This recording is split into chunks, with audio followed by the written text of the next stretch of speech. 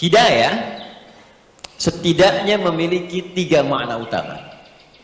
Saya ulang, setidaknya memiliki 3 makna utama.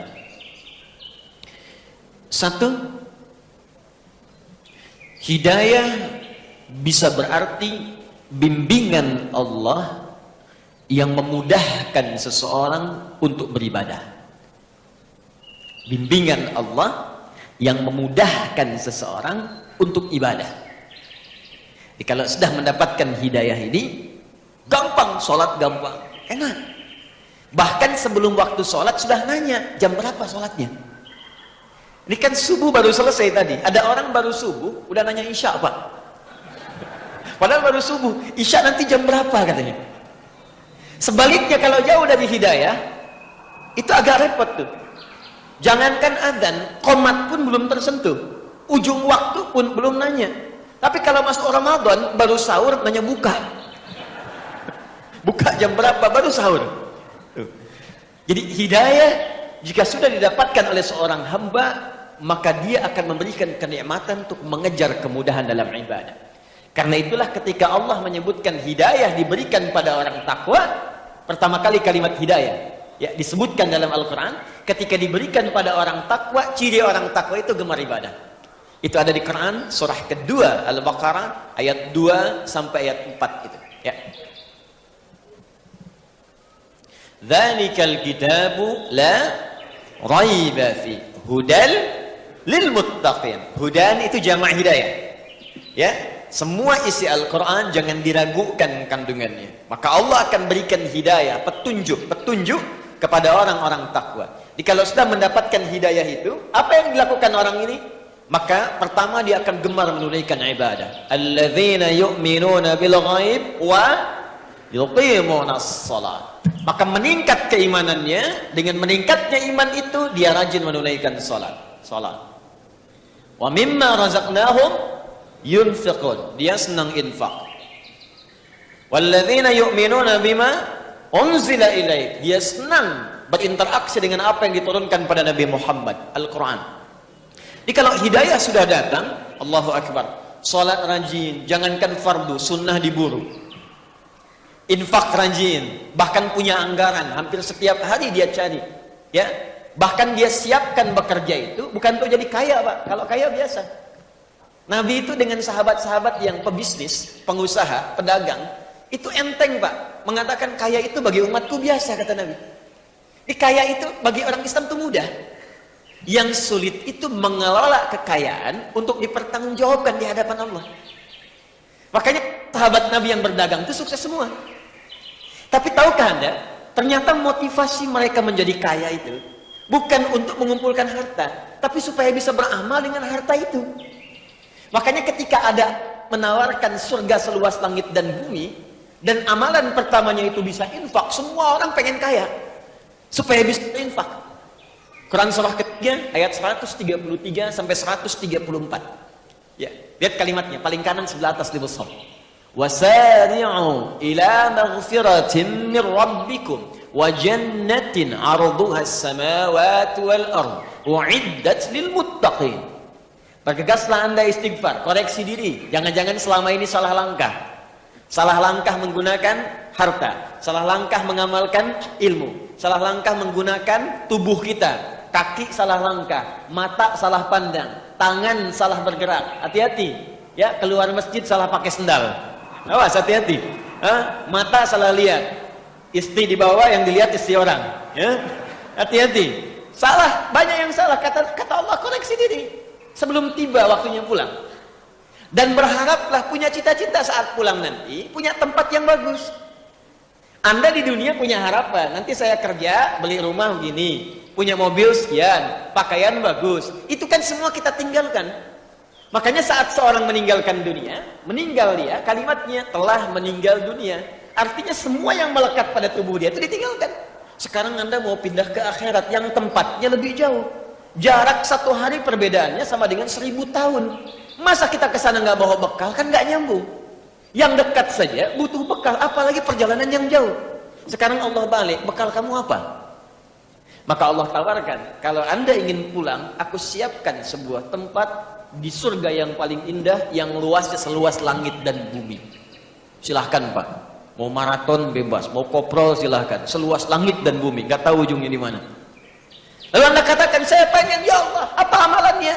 Ayat 134-nya. Amalan pertama, amalan harta. Alladzina yunfiquna fis sarai wad dharra. Yaitu orang yang berinfak. Maka ketika ayat ini turun, sahabat tuh ngejar infak, Pak. Infak tuh kan nggak mungkin dikerjakan kalau nggak ada yang diinfakkan. Makanya ada yang berusaha untuk dagang. Supaya apa? Bisa infak. Abdurrahman bin Auf itu sampai jadi orang paling kaya se-Madinah pada saat itu. Kapaknya terbuat dari emas, boleh jadi terkaya di dunia pada masa itu, boleh jadi. Itu apa yang paling bahagia ketika beliau dapatkan? Bukan saat hartanya ada, Pak. Tapi ketika sepertiga orang Madinah itu diinfaki oleh beliau, dibebaskan utangnya. Sepertiga orang Madinah, saya bebaskan utangnya. Abdurrahman bin Auf. Sepertiga lagi, saya utangi, saya berikan modal. Sepertiga lagi disantuni oleh beliau. Jadi semua orang Madinah dibantu oleh Abdurrahman bin Auf. Utsman bin Affan radhiyallahu taala anhu, infaknya abadi sampai sekarang. Sumur Yahudi dibeli oleh beliau. Yang tadinya setiap orang datang bayar, kata Utsman nggak usah, sekarang ambil ya kalau haus. Ada kebun kurma sekitarannya dibeli oleh Utsman, lapar ambil. Sampai sekarang itu masih ada, akan jadi pemukiman. Setiap ada bagian dari situ disimpan di Bank Saudi, diinfakkan, disedekahkan atas nama Utsman bin Affan. Sudah 15 abad. Menantu Nabi, sahabat Nabi, orang yang paling dekat dengan Nabi, disebut pemalu. Bahkan malaikat Jibril datang kepada Nabi, kalau ada Utsman ikutan malu malaikat. Tuh. Masih bisa kerja untuk infak. Antum sahabat Nabi bukan, menantu juga bukan. Malaikat turun belum tentu malu lihat antum. Sekarang antum masih pengen ngejar dunia, apa persiapan anda untuk akhiratnya? Dan anda merasa satu saat kita akan pulang. Mungkin hari ini kita meninggal. Apa persiapannya? Maka kalau sudah Allah berikan hidayah kepada kita, maka persiapan akhirat itu lebih mudah, Pak. Enak gitu. Mau bangun, mau tahajud, seketika, bahkan bertanya, bahkan nyiapkan waktunya. Mau baca Quran, bahkan udah siap-siap, punya agenda. Sehari 1 juz, sehari 1 juz, 30 hari khatam. Saya mau tanya pada Bapak Ibu, siapa yang ingin ke surga angkat tangan? Masya Allah. Yang surganya Firdaus. Yang pengen bersama Nabi. Pertanyaan saya, untuk hari ini saja, berapa ayat yang telah Bapak Ibu agendakan untuk baca Quran ke surga itu? Cita-cita Firdaus bersama Nabi. Baru 1 ayat, itu pun 1 huruf lagi. Sod. Di mana persiapan kita? 1 ini. Jadi pentingnya hidayah, pertama, hidayah bisa bermakna kemudahan untuk menunaikan ibadah. 2. Hidayah bisa juga berarti perlindungan yang Allah berikan untuk membebaskan dari setiap kesulitan. Perlindungan yang Allah berikan untuk membebaskan dari setiap kesulitan. Saya seringkali istilahkan solusi dari persoalan yang kita alami. Walaupun tingkat kesulitannya paling tinggi. Bapak Ibu kalau hari Jumat itu ada 2 surah dalam hadis yang diisyaratkan untuk dibaca. 1 ada Yasin, yang kedua ada Al-Kahf. Al-Kahfi, apa artinya Al-Kahfi? Gua. Kenapa disebut surat gua Al-Kahf? Karena ada kisah yang terkait dengan gua itu. Jadi gua itu bahasa Arabnya ada 2. Ada gharun, seperti di At-Taubah saat Nabi dikejar-kejar oleh orang-orang Quraisy dan bersembunyi di gua Thur. Maka Allah menurunkan sebuah kisah menyampaikan kepada kita, idhuma fil ghar, gharun, idh yaqulu li sahibi la tahzan innallah. Nah, kalau Bapak Ibu misalnya ke Mekah, kemudian ke Jabal Nur itu, naik ke atas 700 meter ke atas itu, turun sedikit, itu nanti akan melihat di situ ada gua Hira, tulisannya Gharu Hira. Ya. Mudah-mudahan yang belum umrah atau haji bisa disegerakan ya. Ya, tidak cukup dengan amin, nabung. Dari sekarang, nabung siapkan. Ya. Nah, 2 ada yang disebut kahfun, al-kahf. Kalau kahfun, itu dalamnya lebar, Pak. Agak besar guanya. Sehingga yang masuk itu tidak hanya 1, 2. 3 bisa masuk, 5 bisa masuk, 7 bisa masuk. Kenapa surah ke-18 ini disebut dengan Al-Kahfi? Kahfun, bukan gharun, karena di situ akan dikisahkan beberapa orang pemuda. Ada yang menyebut 5, ada yang menyebut 7. Artinya lebih daripada 1 dan 2. Mereka dikejar-kejar, terdapat kesulitan yang luar biasa, sedang punya problem, masalah. Bahkan masalah ini bisa berpengaruh kepada jiwa. Kalau bukan intimidasi, bisa dieksekusi. Dahsyat, Pak. Anda bayangkan, mohon maaf ya, beberapa orang pemuda sedang bertarung dengan nyawa. Kesulitan itu bukan kesulitan biasa. Bukan kesulitan sekedar harta benda, pekerjaan yang belum didapat, uang bulanan yang belum diraih, kesulitan di perjalanan yang terkadang dengan macet. Bukan, taruhannya nyawa. Kalau ketahuan, selesai eksekusi. Kesulitan tingkat tinggi. Lalu mereka berlindung, datang, masuk ke dalam sebuah gua. Tapi yang paling menarik, ketika Allah memberikan perlindungan kepada mereka, apa yang disebutkan oleh Allah yang menyertai perlindungan ini? Buka di ayat ke-13-nya, di paling kiri di pertengahan, surah ke-18. Innahum fityatun amanu bi rabbihim wa zidnahum huda. Mereka itu para pemuda yang sedang mengalami kesulitan luar biasa. Bahkan bertarung dengan nyawa. Taruhannya eksekusi.